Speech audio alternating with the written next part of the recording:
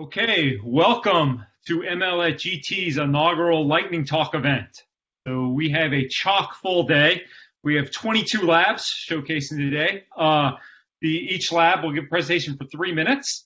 This is only a small sliver of the research that goes on in ML-GT.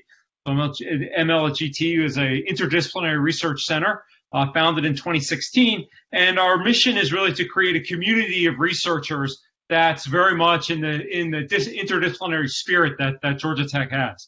We have a tremendous range of research interests in the center. What we'll hear about today are things including robotics and computer vision and natural language processing, privacy and AI, computational finance, and even much more. So the point for today is for basically the presenters to share what they're doing in terms of the research. The point is twofold. So one is to find collaborators with other faculty and maybe find graduate students who are looking for advisors or interesting research projects. Okay, so this is going to work in a highly structured way. We're going to give each speaker exactly 3 minutes, and we will start with Swati Gupta from ISyE. Awesome. Thank you for the introduction, Justin. I'm really happy to be here and quickly talk about the research in our lab. So our research group is called FATHOM, although it's an internal name. We've not coined it outside of the group. But I have 4 amazing students, and we work on a lot of problems bridging discrete and continuous optimization. So the F in the FATHOM stands for faster or fair algorithms, and we use techniques in continuous and discrete optimization to actually get faster algorithms. We bring in applications from engineering domains, such as from power systems, where we want to minimize non-convex objectives over some structured polytopes. Can we move on to the next animation, please, Ali? One of the areas that we are predominantly working in is the FEAT directions, which are fair, ethical, accountable, and transparent decisions. And we look at various problems in operations research in computer science. And we look at what happens when you work with biased data and how can you actually make decisions that are fair across various population groups. We also think about these operations in terms of fairness in service. For example, in electricity distribution networks, can you have a fair service in terms of disruptions in the network and have minimum reconnection times across different demographic groups? The research leg that I want to talk about briefly today is quantum computation and benchmarking that we've gotten recently interested in. And this is a project with DARPA where we are trying to bring in techniques from continuous optimization into quantum algorithms and speed them up. So if you go on the next slide, you will see a quick overview of, to get a flavor of the research that we're working on. So we're trying to solve max cut, which is one of the most famous NP-hard problems in combinatorial optimization with the quantum approximate optimization algorithm. And if you think about this algorithm, this is really trying to get to specific rotations of the quantum states, where the state starts with S0, which is an equal superposition of all the cuts in a graph. And you want to basically optimize these rotations or operators and find the best ones so that when this state is sampled, you actually get the max cut in a graph. And the question we started thinking about is, can warm starts improve or degrade the performance of this algorithm? So warm starts is a technique that's used in continuous optimization very widely. And the question was, how do you even initialize QAOA with such warm starts? And what we did was we took rank 2 and rank 3 solutions from Bureau-Montero relaxations, solving max cut in a 2 or 3 dimensional space, and we mapped those onto the quantum representation.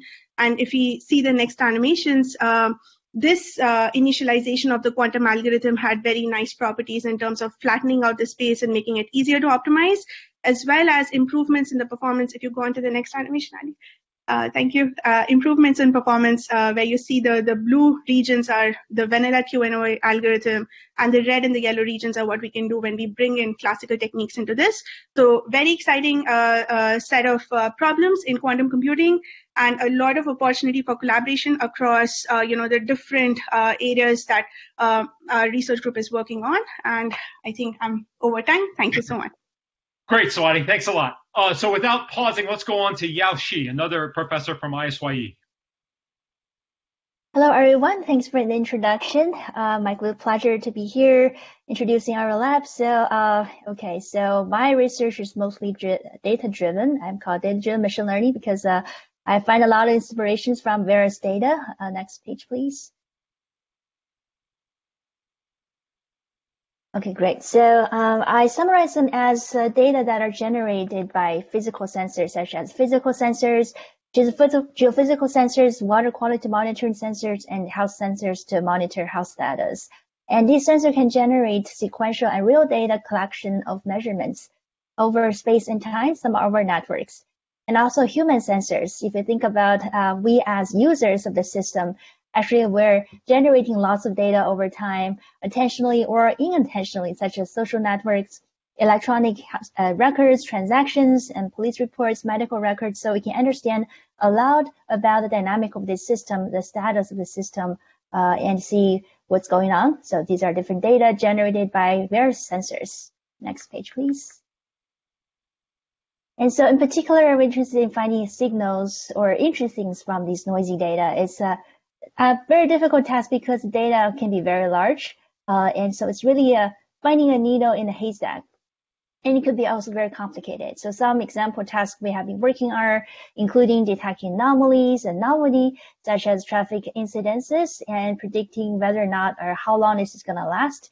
And so threats, for example, unchanged detection, seismic tremors, and major events in social networks. Can we detect there is an outbreak of the disease based on people's search queries? And find network connections. Is there any correlation or causality that beyond correlation? We have been working on, for example, look at police reports, finding crime linkages, finding causal networks in brain networks, looking at the neurospike data, making predictions, can we predict the future events using the past? This is a big topic. And to what extent can we do this? Can we explain this from a data, statistical, and information theory perspective, and sensor prognostics, and making medical recommendations, and so on. Next page, please. And so here's an example of the different types of algorithms and methods and models we have been using for solving these problems, including, in particular, sequential change detection, statistical methods, estimation, hypothesis testing, minimax learning, adversarial learning, and using mutual exciting point processes over networks to capture these different linkages and correlations. In particular, for example, we have developed the system used by the Atlanta Police Department to find the correlations over police reports. And recently, we've been looking at some of the COVID-19 data to understand the dynamics. All right, I guess I'm running out of time, so feel free to ask me more questions. Thank you. That's great, Yao. Thanks a lot. Okay, third, we have also from ISyE, Xiaoming Huo. Next slide, please. And in my lab, in my lab, we are using statistical and computational knowledge to look at problems that are of interest to us. And this could be theoretical problems or could be application problems. In particular, the type of the statistical tools we are usually using will be the things from computational statistic time series model. And the work we are likely to do is, for example, develop theoretical guarantees on some implementable algorithms. And for a recent work, which is available on the archive, is on a new homotopic approach that we adopted to an existing statistical problem. And we also are interested in problems which come from the deep learning, such as which kind of architecture in the neural network is going to be favorable in both theory and practice. We're also looking into some recent progress along the line of, for example, stochastic gradient descent, which is typically used to train a neural network, and also this newly emerged theory, such as neural tangent kernels, mean field views, those approach to see that what are the extensions we can do with those kind of developed tools. I am the director of the interdisciplinary research on the Foundation of Data Science Institute at Georgia Tech. For the interest of time, I probably cannot talk too much about it, but I provided a URL on these slides, which is triad.gatech.edu. If you're interested, you can find more information there. And one more thing is we're also working on data sets from different applications. This including existing collaborations with those in the biostat working on the electronic health record data. And we also have existing collaborations with industry working with the data that is from the power grids. And also recently we start working with a startup on something which is really interesting. It's about automated vehicles. And I'll stop here. Thank you. Thanks a lot, Xiaoming. So next up, we have our newest faculty member, Ashwin Pananjady, who is joining us in January in ISyE and ISyE. Ashwin. Thanks, Justin. Hope everyone can hear me. So I've decided to talk a little bit today, next slide, on foundational issues in modern data science, what I call inference algorithms and optimality. Next slide. So what this essentially involves is the union of three very old fields: statistics, where we ask about confident predictions about actionable information that we can extract from data; optimization, how do we fit these models and how do we understand the evolution of optimization algorithms; and information theory, and actually understanding the optimality of various procedures that we might design on our data sets. Next slide. So what this involves, and the way that that research is usually done, by me at least, is some sort of intersection of modeling theory and methods, trying to use one to inform the other. So what I'll talk about today are three major thrusts in learning from human feedback, non-convex optimization in mathematical data science broadly, and also reinforcement learning. So next slide. Learning from human feedback is a really useful, interesting, modern paradigm in data science, whether that's in trying to design new ways to perform diagnosis on humans, using humans to label machine learning data sets for various downstream applications, or in understanding human behavior. For instance, watching demonstrators perform a task and trying to learn to control by those demonstrations. So just to give you a quick example, next slide, one can actually take this thinking of thinking about modeling and methodology in conjunction to very old but very relevant comparison tasks, and this gives modern theoretical support for navigating the bias variance trade-offs in these tasks, which I've just quickly said there. The next thrust is in non-convex optimization. This is something that pervades various things, like in statistical signal processing, operations research, training machine learning models today. One interesting thing about these problems is that you're often working with random ensembles of optimization problems. What that means basically is that you want some sort of concrete predictions for how these would perform. So here, for instance, I've sketched our best current predictions for how random algorithms will do on canonical signal processing problems. And you can see that there's quite a gap between such predictions. And there are also unnatural things that happen in non-convex optimization, for instance, burn-in periods in the first portion of the slide. Next slide. What you can do is actually bridge these gaps. You can actually think about these problems from a completely different perspective using high-dimensional probability, and then design better predictions for non-convex optimization. The last thing I want to talk about is reinforcement learning. Next slide, which is extremely pervasive now, right from Atari games and control test beds all the way to modern health.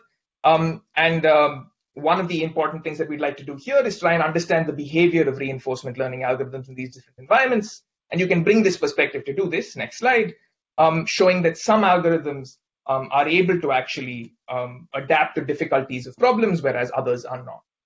I don't want to say much more. I'll just quickly go and finish on the final slide here. And I also want last one, and just a quick plug for what classes might be useful, and also a class that I'm teaching next semester. Thanks. Great. Thanks a lot, Ashwin. Okay, so next up is Polo Chau from our Computational and Science Engineering School. Okay, thank you. So I'm an associate professor at the College of Computing, and I work at the intersection of machine learning and visualization, and specifically on developing scalable methods, interactive visualization, and practical tools for secure interpretable AI. These days, there's three subthemes that we're working on. One is on auditing AI biases. So we build tools and methods. So systems like FairViz, the first one under that category, is to help with finding we call intersectional bias. For example, if your machine learning models build How do you know like which subgroup, let's say gender is female plus like darker skin? How do we find out like whether the machine learning model will work well for that or not? So that's a very big tool. And also now we're working with Diyi, which you will hear later from, on extending that kind of idea to auditing language model. A lot of our work is focusing on building tools, visualizing to help people understand what's happening in visualization. So tools like Summit, Bluff, and CNN Explainer, so all fall under that category of we call framework for reviewing decision. So I know a lot of you are interested in building deep learning models, using deep learning model complex machine learning models, but oftentimes we actually don't really know what's happening. So tools like Summit and Bluff can help us understand, okay, if you're dealing with machine learning model or deep learning model, which specific neurons or which specific layers are really helping with that kind of decision. And also in the context where when it doesn't working well, for example, it's under attack. So what is really being exploited by the attacker?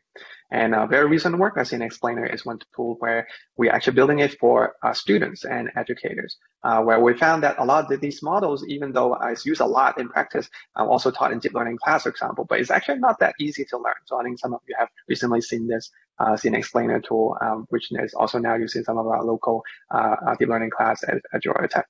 And finally, we are interested in also how machine learning or deep learning are used in practical systems, which means that it's dealing with potentially kind of adversarial situation where the attacker could be actual bad actors, or it could may actually be nature. For example, if you're building self-driving car and you have object detectors. So sometimes it actually doesn't work really well in darker scenarios. So how do we discover what is going wrong? Like how do we protect the machine learning model from harm like that? So there's an ongoing God project that focuses on building on defense. So you can learn more about what we do at our group homepage. The link is at the top right. Our group is called Polo Club of Data Science. I like to name things after myself. So poloclub.github.io. And also, if you're interested in data science more broadly, so take my class, Data and Visual Analytics. Thanks. Great, thank you, Polo. Next up from interactive computing, we have Mark Riedl. So Mark Riedl in Interactive Computing, and I work in the Entertainment Intelligence Lab. So we like to make hard AI and machine learning problems fun by turning them into games and stories. So I'm going to talk a little bit about a project that I've been working on forever because it's a really hard problem. It's called automated story generation. And it's the problem of getting a computer to make something up, to invent something, to invent a story, a fictional story from scratch, ideally by just taking a whole bunch of data and figuring out how to compose with it. So go to the next slide. Let me tell you a little bit about why you should care about stories. Besides the fact that it's super fun, there's lots of things that we as humans do with stories. They're central to the human experience. So some of the things we can do are, Ali, next. So we can entertain with stories. I think that's pretty obvious. We all watch Netflix. We play computer games. We can educate people. We use vignettes in our classes to educate people. Go next.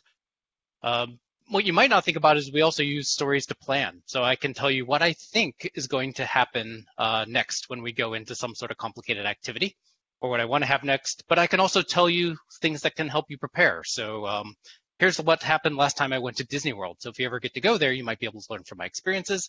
Next. And we use stories human to human generally to bond. So can we also use stories to get computers to bond with us, or for us to bond with intelligent agents? So let's go to the next slide. So lots of reasons why we want to tell stories. Telling stories is also very hard. So some of the kind of the technical challenges that we get to pursue are next. Well, reading, right? You have to be able to read to process text corpora to train machine learning models. Go next. Writing, obviously we have to compose. We have to be able to write. So we have to learn how to read and write. Go next. We need to know what it means to even for an AI system to be creative. What does it mean to create? Go next.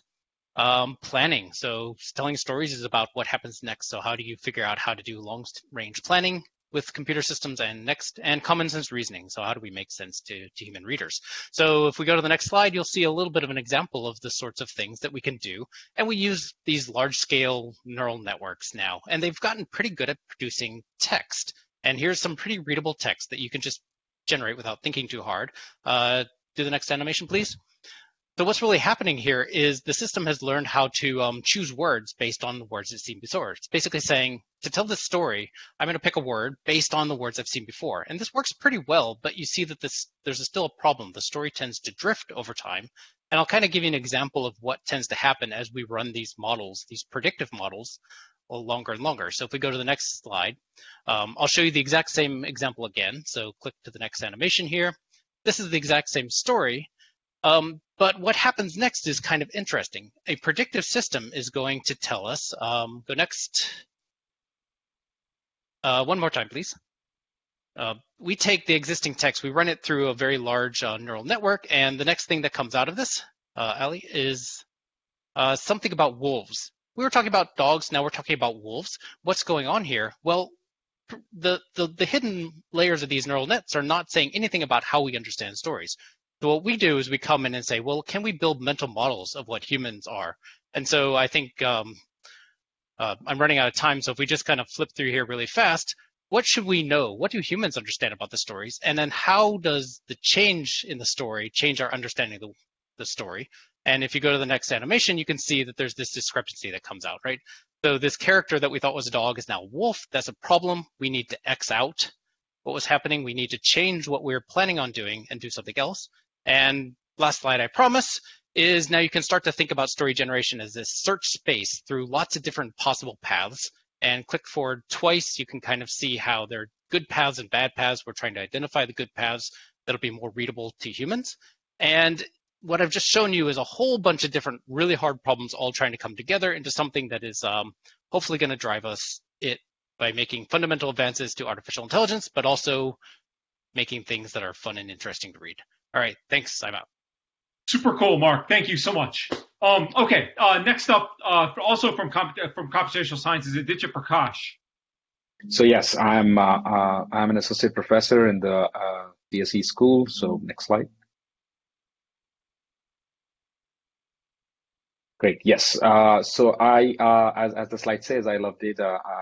The video won't be there, so I put a picture there.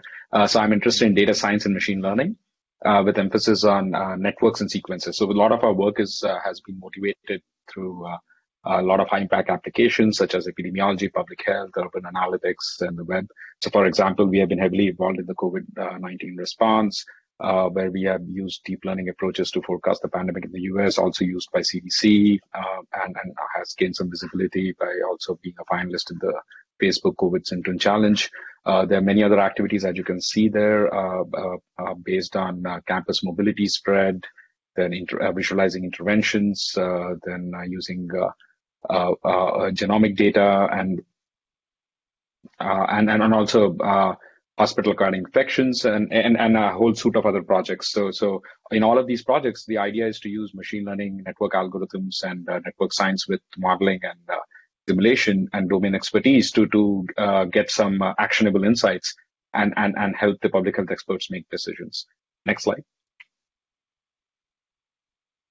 Yeah, so the big picture of the work in our group is really focused on using these things and very interdisciplinary. So we try to meld approaches from economics, social sciences, physics, biology, and obviously the traditional CS areas, which is theory and algorithms, systems, and machine learning and statistics to create new computational approaches for these problems, right? So our focus has been really on trying to advance the state of the art in these applications. So that's why I like to call it to our group fun, profit, and the social good, because we really care about applications which can make a lot of difference in life, right? And for example, public health is a great example of some of the kind of things we try to target on. Next slide.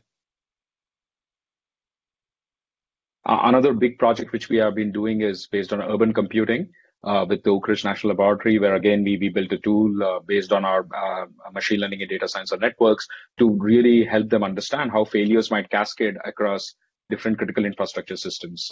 So for example, our tool UrbanNet has been even licensed and been used at ORNL utilities, and where we try to understand how these heterogeneous networks are connected, and how can we identify quickly vulnerable nodes, right? So we use a lot of deep learning approaches, stochastic optimization, and other machine learning and algorithmic approaches to do our job. There are other areas of interest too in my lab, the web, where we have ongoing collaborations with the companies and security. So these are also some interest because a lot of them can benefit from methodological advances in networks and sequences. So big thank you to my lab. You can see the members there. We are actively hiring both PhD students and postdoc. We have a lot of open grants. So if you're interested, feel free to contact me, and you can check my website as well. Thanks a lot. Great. Thank you, Aditya. Okay, next up from ISyE, we have Ghassan Al-Rajib. Thanks, Justin. Can you hear me? Yes. All right. Thanks, Justin. Next slide, please. My name is Ghassan Al-Rajib. My lab is olives because I really like olives, but really because we work on intelligent visual engineering and sciences. The major work we do is really this interaction between data, signals, multimodality, and the networks, the neural networks. And our understanding is really kind of between the two, how they really interact with each other. And that's really at the core of what we do. And the main machine learning problems that we are really addressing, and we have been addressing for a number of years, are robustness, active learning, especially when we have certain, like in the medical field, for example, when we really need to have some input from the end user. And then really at large, we are not really very focused on improving performance per se, but we're really trying to understand what's really happening, provide explanation, interpretation of what the neural network is really doing. And across the board, depends on the application, the cases when we have limited labels, or what do we do in those cases, and what we can provide to the end user. And there are three major applications I will talk about. Next slide, please. So one of the major applications that we have been focusing on for quite a few years is autonomous vehicle driving and robustness, active learning in that field. And we have been really partnering with a couple of the companies in the industry to come up with these robustness solutions at the core of the machine learning side of it. And there are tons of different projects, and we have already 2 projects going on. And the idea in here is we'd like to really kind of make the network reliable on itself to decide where in the real world, in the wild out there. Next, the second application is really healthcare. We have been focusing the last 4 years on bringing eye exam and ophthalmology to the patient, to the general physicians. We came up with this device, especially when working with Emory 2 years ago, where really bring the eye exam to the patient. You don't really need to go and spend 4 hours of your life waiting for an eye exam that will not last more than 30 minutes.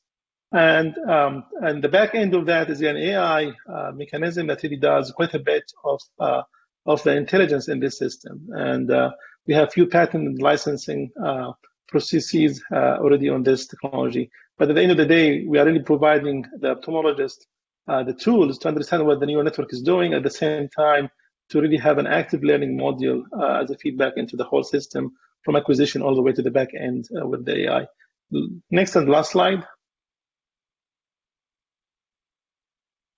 And this is in summary in here. This is for a geophysics, the interaction between the physics of the signal and the neural network. So data-driven, physics-driven, deep network. That's what we have been doing. And thank you. Thanks, Ali. Thanks, Justin. Thanks, Ghassan. That's great. Okay. Next up, also from ISyE, we have Mark Davenport. Okay. Thanks, Justin. So like everyone here, I guess, I work in machine learning. The lens that I come at this is through thinking a lot about applications in signal processing and high-dimensional statistics. Broadly speaking, I'm mostly interested in thinking about how we can efficiently sample some complex phenomenon to kind of extract as much information as possible, given some budgets. So one manifestation of this idea is to really look at any machine learning problem where we're trying to learn from some expert and to ask how can we design the queries we're posing to this expert so that we can learn really as much as we can from as few queries as possible. And this is basically the prototypical problem in active learning, but also comes up in semi-supervised learning, transfer learning, reinforcement learning, so think bandits. And some of my students have been working in all of these areas. The specific flavor of this that I'm most interested in is when the phenomenon we're trying to learn about least on the surface, is very high dimensional. So maybe we're trying to learn a classifier in a high dimensional space, or maybe we're trying to learn ranking or ratings of a very large number of items, where naively it would seem impossible to learn without a very large number of queries. But what often happens is that there's some low dimensional structure that we can exploit, and that makes it possible to learn using many fewer queries. So, for example, we might be trying to learn from a classifier for learn a classifier for high dimensional data, but where the data is sparse or low rank or lies on a low dimensional manifold, or maybe we're trying to learn a ranking of a large number of items, but where a person's preferences depend on only a small number of intrinsic parameters. So in settings like this, we can think about how to take advantage of this kind of structure to either design our query process to be as efficient as possible, or alternatively, maybe the queries are just given to us. We don't get to choose what observations we have, and we just want to understand how to exploit a low-dimensional structure to get improved theoretical results or to develop better inference algorithms. In either case, what this usually operationally boils down to is thinking about analyzing and solving some kind of optimization problem. This comes up a lot in a lot of machine learning problems, but I also work on a lot of classical signal processing and statistics problems where the same themes come up. So think about high-dimensional time series data, or where we have a large ensemble of signals, like in a sensor network or an array of antennas. And we have the same kinds of issues there, where we have some low-dimensional structure in the data, and we have to think carefully about how to sample things and how to efficiently extract whatever information we're after. Yeah, so if any of this sounds interesting to you, I would say drop by my office in Coda, but maybe email's a better idea. All right, thanks. Good. Thank you, Mark. Okay, our next speaker is also from ISyE, Morris Cohen.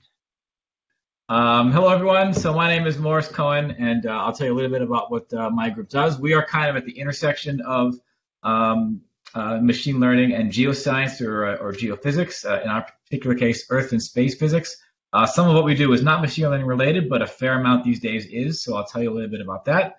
Next slide, please.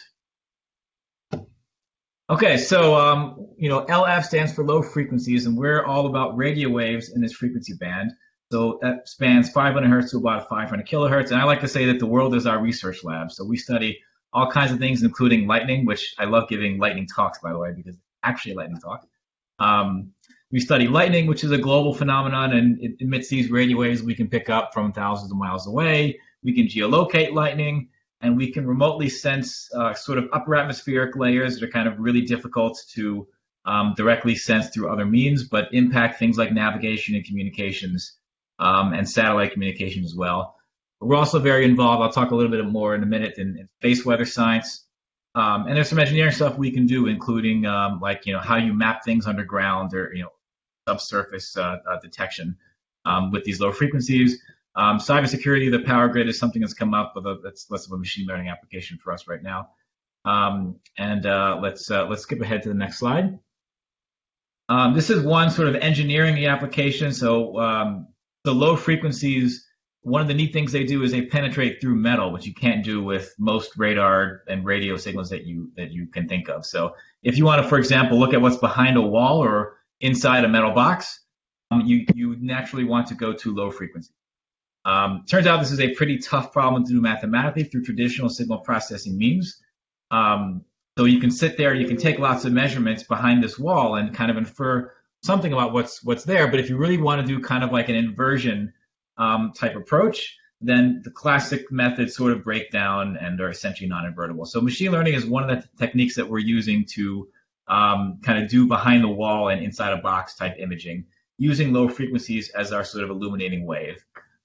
So that's and this is a picture of some actual experiments that we did at a facility just outside DC, where some folks at, I guess, the Army Research Lab actually put some objects behind this wall and didn't tell us what they were, and we did our best to try to infer what they are. So that was kind of a fun little challenge problem. So skip to the next slide. I think our biggest foray into machine learning recently has been in space weather forecasting. So Maybe you know nothing about space weather, but you probably should, because it has the potential to kind of knock out power, for example, for large swaths of the country for weeks and months on end. Things like solar flares and coronal mass ejections that maybe you've at least heard about. If we get a really bad one, we know that we have gotten these in the past, and potentially cause some very detrimental effects. The other problem that we're worried about is loss of GPS, for example, which if we lose GPS, there's all kinds of disastrous things that would happen, including no internet, no cell phones, no financial transactions. And all that is very reliant on kind of space weather not being horrible. So we're looking into machine learning as a way to piece together what's a very, very complex problem, starting at the sun and working its way to what's called the solar wind and striking the Earth's magnetic field. And the picture on the right is this ridiculously complicated diagram of the physics response to one of these solar phenomena. And physicists have basically come about as far as they can, if you ask me, because every one of these arrows has totally different assumptions, and so you can't piece together a single physics model. Machine learning is very useful because it can help translate, I guess, different parts of these models where different assumptions are made.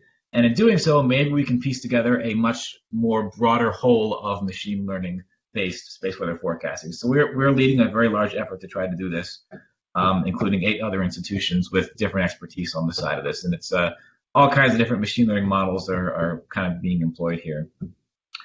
Next slide. So here's an example. We're trying to automatically detect things like solar flares and maybe even predict like when and where lightning will happen. So there's some interesting stuff to do there. Lightning is a dangerous phenomenon. Skip to my last slide.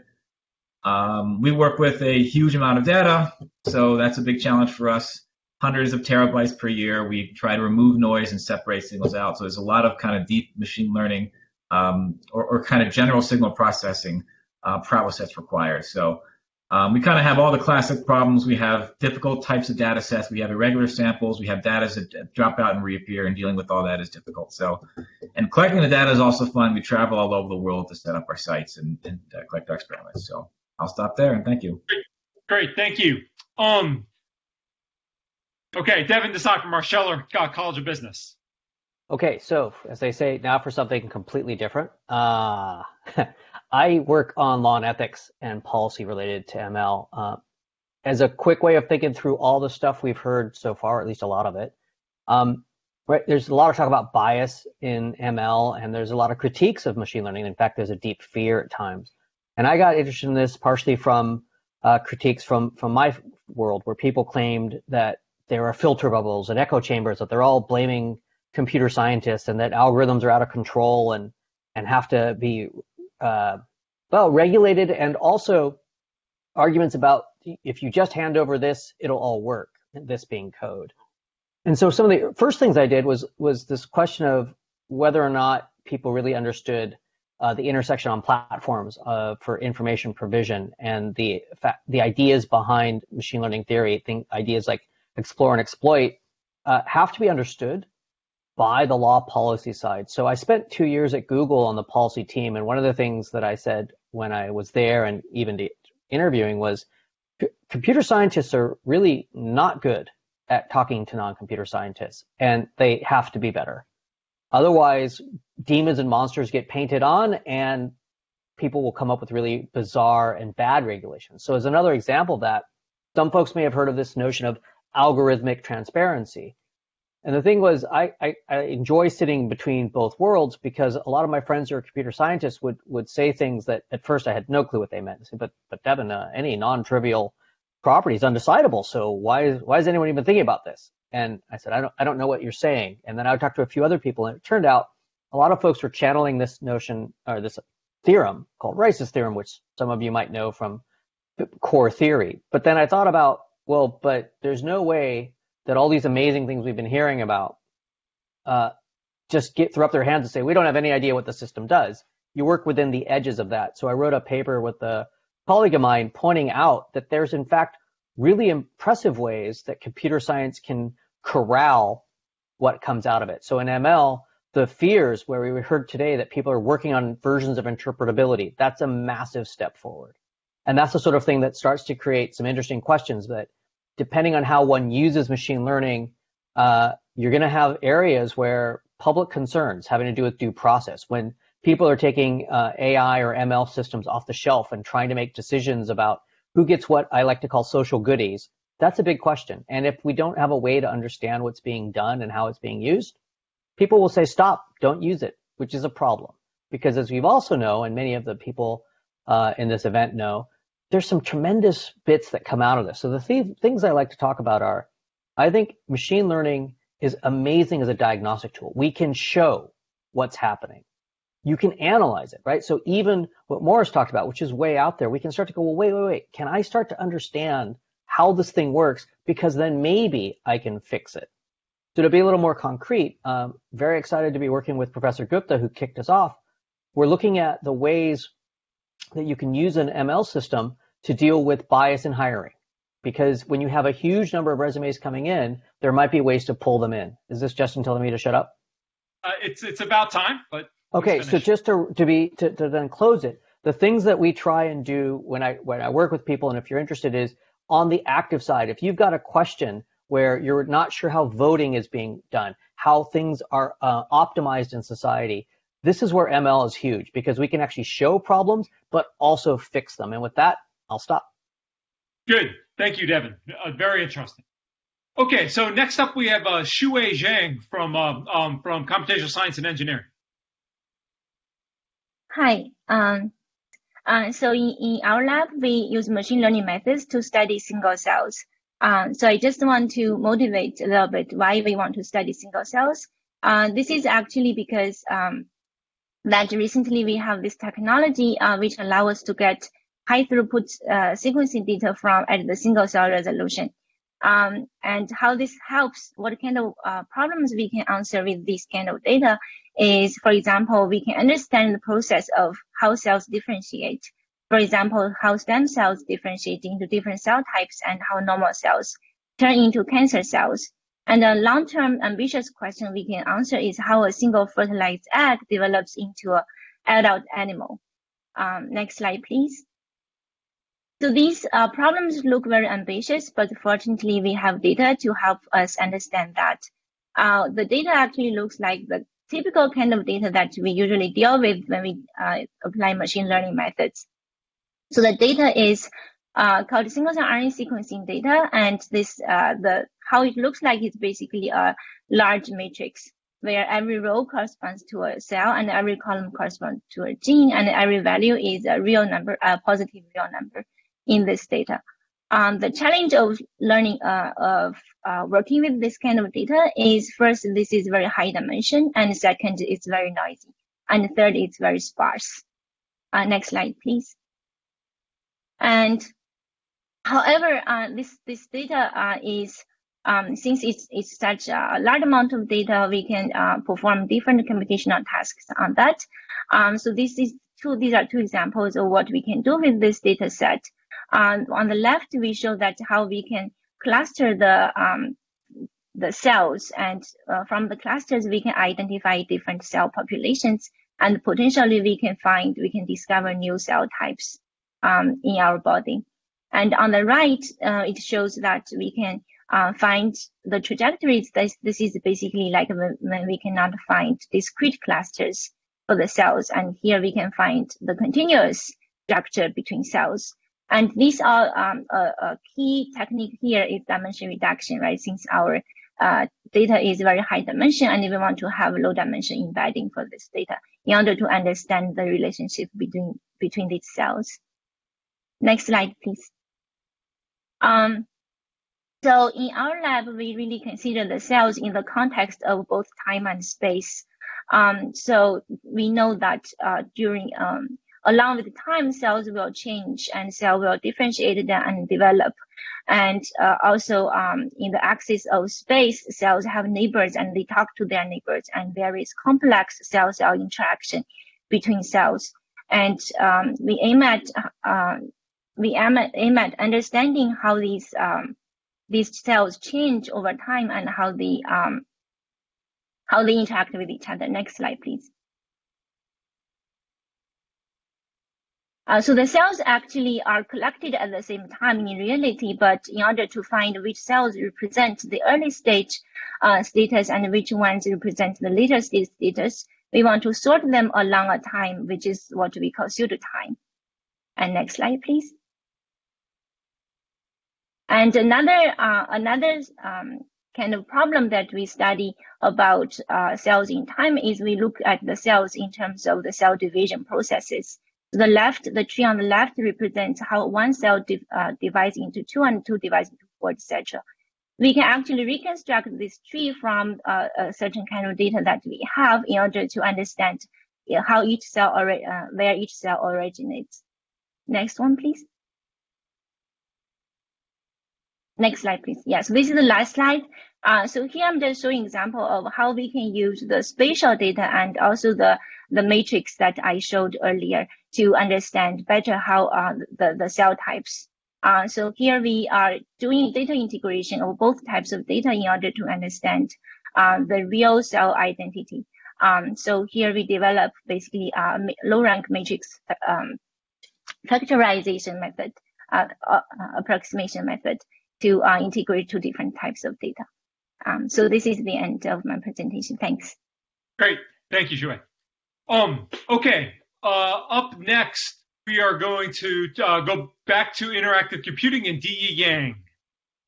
I am Diyi. I'm an assistant professor at the School of Interactive Computing. So our lab is called Social and Language Technology, acronym SALT.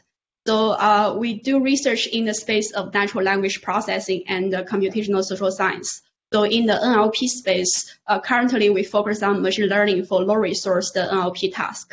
So when you have limited data, how would we train big deep learning methods? We also work on stylistic text generation, so generating language with different style and personalization. We study bias in language use and building systems to mitigate biases in language. We also understand language, how language reflects ourselves and our society. In the space of computational social science, we care about how people use language to exchange social support or get information in online health communities. We study persuasion, misinformation, fake news, and all the dark patterns that are triggered by language. Next page. So I'm going to quickly go through three work that from my lab this year. So the first line is around the NLP with limited data. So we all know that machine learning has great success in a lot of tasks, but real world scenarios or like even low resource language, we don't have a lot of training data. In this case, how would we still do the learning well? So my students have proposed this technique called the text mix-up. So basically, we try to do data augmentation to come up with a lot of augmented data to facilitate the learning. Not only for task classification, we have been also working on other tasks like sequence labeling, named entity recognition, and also semantic parsing when we have limited training data. Next page. Okay, the second line, what our lab is working on is called stylistic text generation and summarization. So on the left side, so this is one of our work this year. So we study the subjective bias in language. So the presupposition, the framing bias in language. The example here is that on the left, you have a news article headline called John McCain exposed as an agent of those child. So how could we automatically turn it into a relatively neutral point of view, such as McCain accused of accepting a proper donation from Rothschild? So we build an encoder-decoder framework to do that, to kind of neutralizing biased statement into neutral point of view. On the right part, this is a recent work on summarizing informal conversations. Think about our current talk or random Slack conversations. We have the model to kind of summarize conversations into a short summary. So our ML at GT has a great blog on this work. Next page. Okay, the last line is that we also use all the NLP techniques I mentioned to study our society. So for example, we have worked on understanding how people use online health communities for support and information. We also deploy systems to better help cancer patients exchange support. We study like a collective attention from a language perspective to see during crisis events how our language use change, how we refer to different patterns, different locations, different users. Last page. Okay, so to sum up, so we work on natural language processing, machine learning for low-resource NLP task, stylistic text generation. We do research on computational social science. We have a lot of work in the space of hate speech, misinformation, persuasion. On the right side, you see the greater logo from my students about our lab. So we are looking for a PhD, master, and undergrads to join our lab. So feel free to email me if you are interested. Great. Thanks a lot, Diyi. Okay, so next we're going to go back to the Scheller College of Business and hear from Sudarshan Chava.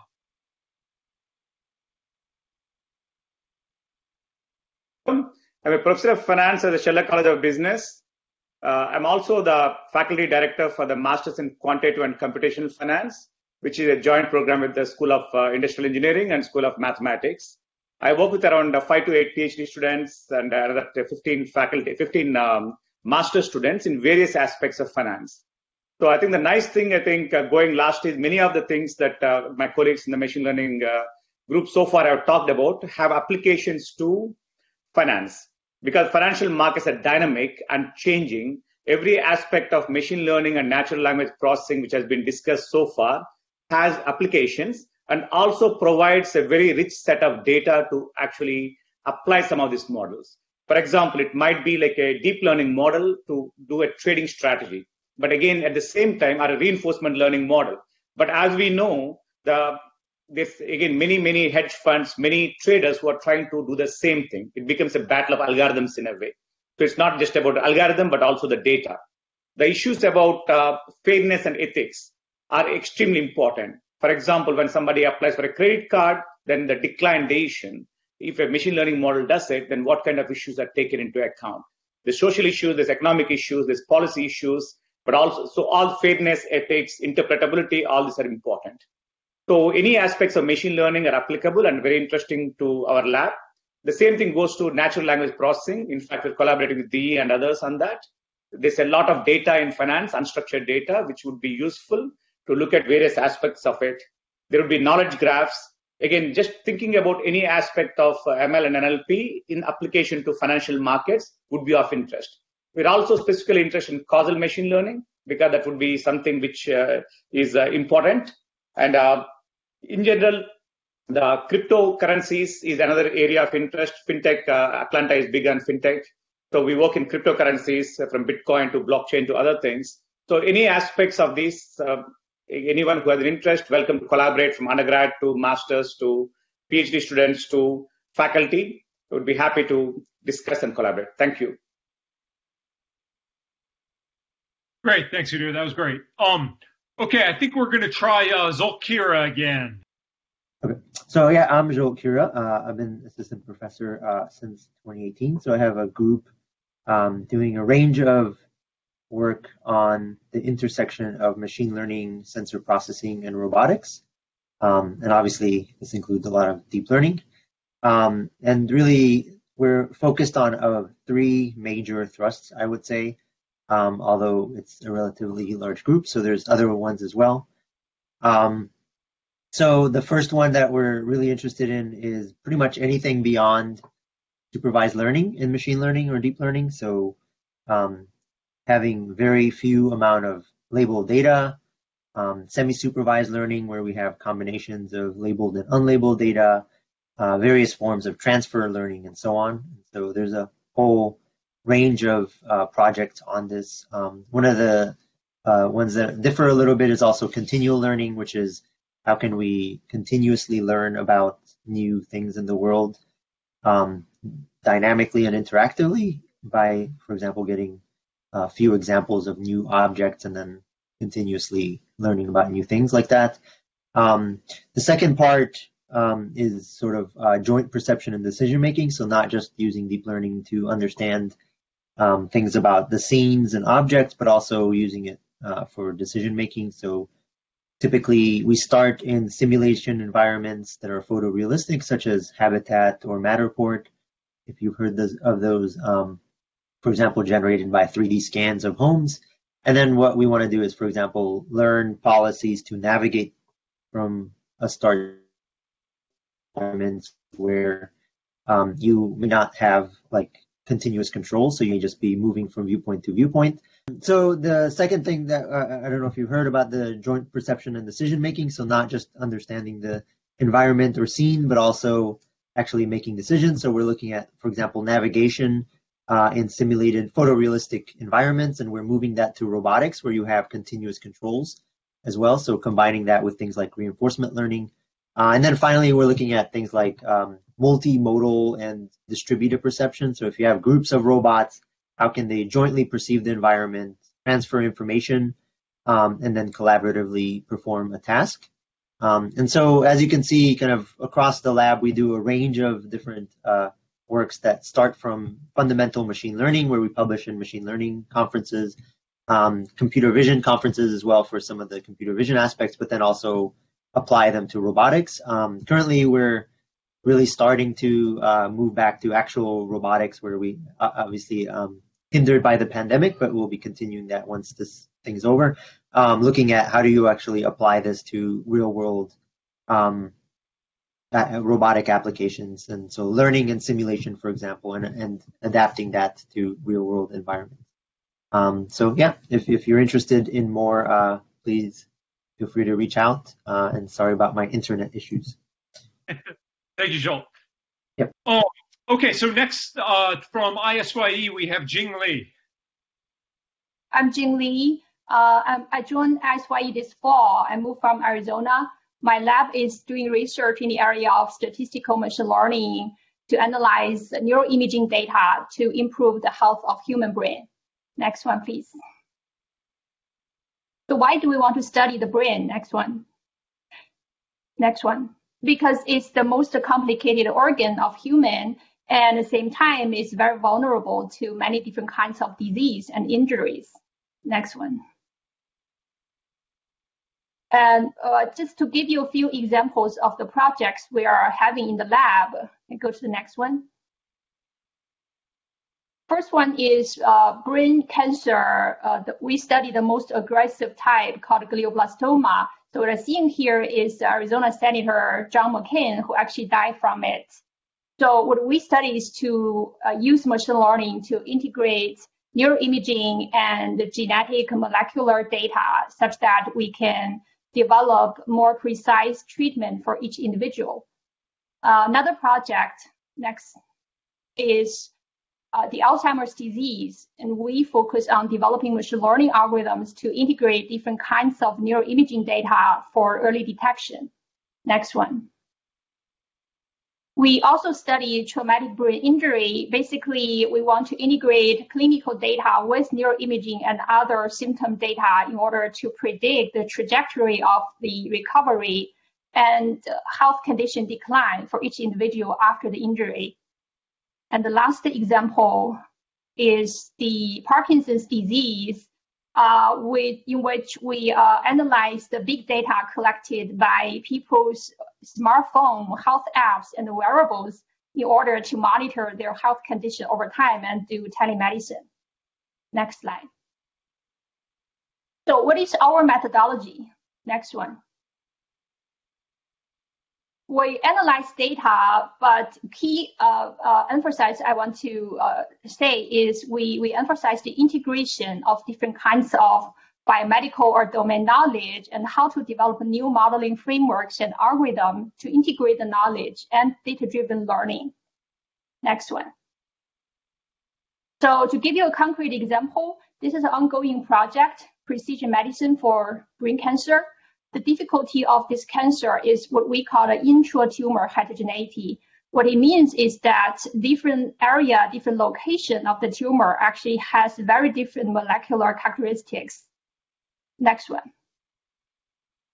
So the consequence of this is that the treatment that is adapted for one area of the tumor may not work for the other area. So overall, the treatment will fail. Next one. So the research question we have is, can we develop a methodology which we called knowledge-infused global local data fusion. And the end goal of this methodology is to be able to estimate the regional molecular status across each tumor such that we can do treatment optimization. And the input to this methodology is that we like to integrate different sources of data and information, such as biopsy data and also clinical imaging, as well as what we call domain knowledge, basically the biomechanistic models of PD simulators to simulate how tumor cells invade and grow throughout the brain. Next one. So previous one, there's another one. Okay, there's one slide missing, but it's okay. So I will talk about the last one. The last slide, it's an example of the clinical use of our methodology. So basically, we have a patient who has a brain tumor, and after the surgery, we monitor 2 different locations of the tumor, and we want to know which area will have tumor recurrence sooner than the other area. So we apply our algorithm, we generate the regional maps for 2 molecular markers, 2 genetic markers. Both of them are known to promote tumor growth. And we want to predict which location of the tumor will recur. And eventually, the truth is that our map has a pretty good accuracy in the prediction. So the implication of this is that in the future, maybe more advanced therapy can be developed to be adapted to regional heterogeneity of genetic aberrations. So that's all about my slides. Great. Thank you, Jing. Okay, so next up from the School of Computer Science, we have Constantine Dovrolis. I will spend most of my time on this slide. So what we do in my lab, we bring together these 3 disciplines, machine learning and neuroscience and network science. And I want to explain what is common between these 3 disciplines. In our opinion, even though this is highly debatable, I guess, if we want to solve the artificial general intelligence problem, we have to understand how the brain solves it, because the brain is the only instance of general intelligence we have in the universe. So it makes a lot of sense to try to get ideas from how the brain actually performs whatever it performs. So we are looking into neuroscience mostly to understand how the brain is structured as a network, as a real neural network, how the brain develops over time, starting from an embryo all the way to an adult brain, and how the brain functions, how the network actually changes whenever we learn something new. So these are ideas from neuroscience. The tools that we use to study brains and brain networks are mostly coming from network science. Network science is a field that you can think of it as applied graph theory, together with other things, where you really look at the network and you try to understand its hierarchy, its modularity, how it changes over time, how its function affects structure, and so on. And how does it all relate to machine learning? We're very much connectionists in our approach to machine learning. So we think that the structure of the neural networks that we use can really learn a lot from the structure of brain networks. I should say that the structure of current neural networks, such as convolutional networks and LSTMs and all of that, even though perhaps it was initially inspired by the brain, it really has very little to do with the brain. So we really want to kind of go beyond these very standard architectures. So very briefly, I want to just show the next 3 slides. They talk about some specific projects. This is a DARPA project on lifelong learning machines, together with Zsolt Kira that we have seen before. And in that case, the goal is basically how to do continual learning from unsupervised streams of data. The next project is, if you go to the next slide, please, has to do with actually understanding from brain networks. Actually, let me, because I understand that I ran out of time. Let's just skip to the next slide. In the next slide, we are learning from the brain how the brain solves the multisensory integration problem. And that can be kind of directly be applied in new neural network architectures for solving multisensory integration in artificial systems. So that's all I had. Thank you. Great. Thanks a lot, Constantine. Okay, so next up from ISyE, we have Siva Theja Maguluri. Siva. Can you hear me? Yes, we can hear you well. Hi, everyone. I'm a theoretician, and most of the work in my group is on theoretical problems that span the areas of control, optimization, algorithms, and randomness. Today, I'll focus on the work in our group on reinforcement. Constantine talked about general-purpose artificial intelligence, and while he is taking a more holistic approach towards it, reinforcement learning is one possible direction to attacking general-purpose artificial intelligence. And in contrast to supervised and unsupervised learning, where one wants to solve a static problem, such as recognizing cats and dogs, in reinforcement learning, we want to solve a dynamic problem. There's an agent and this environment, and the agent interacts with the environment multiple times over a certain time period. And usually the agent takes an action, and the environment responds to that action by changing its state, and then gives a reward to the agent. And the goal is to maximize the long-term rewards of the agent. And such a paradigm can be used to model a wide variety of problems in several engineering disciplines. So in the next slide, we show the empirical successes of reinforcement learning in many different problems. The first one is AlphaGo, a system built by DeepMind, which is now part of Google, which was able to beat the best player in the game of Go. And OpenAI, a nonprofit, built a robotic arm, which is just a single hand, which learned how to solve Rubik's Cube. And more recently, people are using reinforcement learning to train robots in virtual environments or even in real environments. And just last week, DeepMind's AlphaFold algorithm, reinforcement learning algorithm, was recognized to have solved the 50-year-old problem of protein folding. So this is very good. Reinforcement learning is very successful and powerful. But the problem is, in contrast to these incredible successes, our theoretical understanding of reinforcement learning is minimal. So the focus of our group, as presented in the next slide, is on bridging this gap between theory and practice. So we work on theoretical foundations of reinforcement learning. Our primary viewpoint is on studying sample complexity through finite time bounds. So the question is, how much data should I collect before I'm reasonably confident about finding the optimal policy, finding the optimal solution for many of these problems? And we do this we recently developed a unified framework, a mathematical framework, to study a wide class of reinforcement learning algorithms. And we are working on using this viewpoint to develop new algorithms that can be proved to be optimal. And reinforcement learning is a very vast area. It's a big area, and we use our viewpoint on finite time bounds to look at many different problems. To give an example, actor-critic methods and policy gradient methods try to exploit optimization methods to solve reinforcement learning problem. In off-policy, one wants to decouple data collection and learning, and such problems arise in settings such as healthcare. So in the next slide, I present an overview of many different things we do in our group. I talked only about the reinforcement learning bubble on the right-hand side. And on the left-hand side, these are different tools that we use. Stochastic modeling, optimization, dynamic programming, and control theory are used in reinforcement learning problems.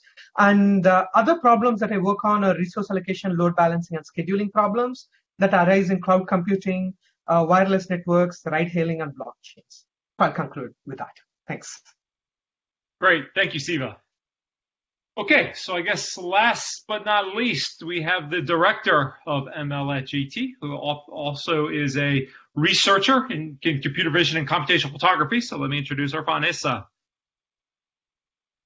Thank you so much, Justin. First of all, I wanted to, can everybody see me? Yeah, we can see and hear you good. Okay, good. Actually, Ali, you can get rid of that slide. I think people know what I look like. In fact, maybe they can see me. That would be good. And so, yeah, just as Justin said, I am the director of the Machine Learning Center, and I actually attended this talk just because I wanted to be able to hear what all of the wonderful, amazing people of the center are working on. You got a good sense of the diversity of the center. My personal research is in the area of computer vision, just to kind of situate it. Besides being the director of the center, working very closely with Justin and Ali, who's kind of behind the scenes on this effort right now, I do research in areas of computer vision. I do have about 7 PhD students working with me. In addition to that, I also have an affiliation with Google, where I have a small research team working on various aspects of it. So I work on computer vision. That is the whole science and technology of trying to create systems that can see. So we try to understand how humans see and understand scenes, and use that to kind of build machines of various different forms that can also see and understand the environment they're in. So as I said, one of the ways machines see is through cameras. And that is achieved by actually trying to understand the physics of the camera itself and how is light represented and kind of generates an image that can be then interpreted for various types of purposes. Of course, that kind of means as we also work on things like computational photography. Everybody now knows that we all have a lot more cameras in our lives than we used to. And you have to understand this is a camera now on a phone, which is a different set of physics than the cameras that we used to have before. So computational photography gets into the whole science of understanding how light is captured and understood, and how do you kind of use this, among other things, to make pictures, but also how to understand pictures. These days, of course, you know that using phones like this, you can take pictures at nighttime where there is very limited light and actually does all of the computation on board on a small processor, not just be able to create beautiful pictures, but also find things that you take pictures of. That's the kind of stuff we worked on in the past. Specifically, what I work on is video analysis. That is, my team focuses on the question of what's happening in a video and how can we improve the quality of video for various types of applications, but also then asking the question is, how can you create videos? Now, one thing that I'll tell you is, this is all data driven because one of the biggest increase in sensors in the world has been cameras. They're all over around us. Cars have them. Cars need to understand how to also navigate on roads and stuff. So they're actually using cameras for doing computer vision. Then similarly, again, as I said, we think about cameras everywhere. The other part of you have to imagine is cameras store a lot of data. And when you start talking about video, you're talking about a lot more data. And in fact, a large amount of data on this planet right now is video data, which has never been analyzed or interpreted. So that's one of the other areas we work on. My team also then concentrates on the area of what we refer to as computational journalism, which really doesn't much have to do with images and videos, but it does somehow or the other, which is trying to understand is how do you analyze and understand how information is shared, gathered, and distributed. The areas that my team is now getting into more and more, especially at Georgia Tech, is the area of information quality with images and video. These days, everybody is concerned about attribution of information, deep videos and deep fakes and stuff like that. We're also interested in actually issues of how information like videos is shared, distributed, and also making it verifiable. Lots of different areas that my team works on.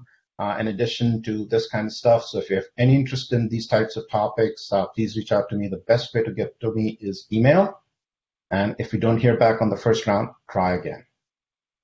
With that, back to Justin. Thanks, Justin, for leading this. Great. No, this has been a great event. I want to thank all our presenters and Ali McFadden, the ML@GT Communications representative, for putting this together. I think it went off very well. I had a pleasure hosting it, and I learned a lot.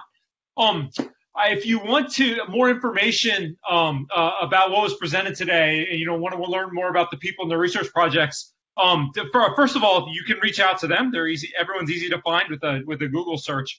But also, the event here was recorded, and it will be available on the ML@GT YouTube channel in the very near future. Okay. With that, I'd like to thank everyone for coming, and we will see you around Georgia Tech.